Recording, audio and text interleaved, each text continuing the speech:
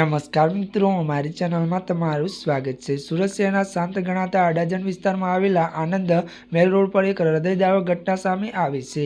અહીંયા આવેલા સન રેસિડેન્ટમાં રહેતી એક નિવૃત્ત સિવિલ એન્જિનિયરની ઘરકંકાસ ચરમસીમાએ પહોંચતા પતિએ આ ખોફનાક પગલું ત્યારે ભર્યું હતું। મૃતક મહિલાની ઓળખ 54 વર્ષીય તૃપ્તિ પટેલ તરીકે થઈ હતી। તેના જ પતિએ દિનેશ પટેલે વારંવાર થતા ઘરકંકાસથી કંટાળીને આત્મહત્યાને અંજામ આપ્યો હતો।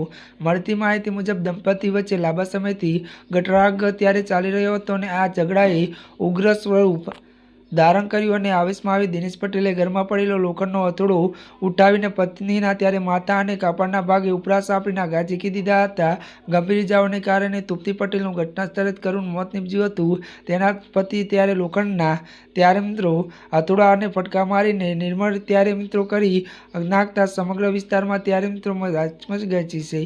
ત્યારે આજના માટે બસ આટલું જ। અમારી ચેનલમાં નવા હોય તો અમારી ચેનલને લાઇક, શેર અને સબસ્ક્રાઈબ કરી દેજો।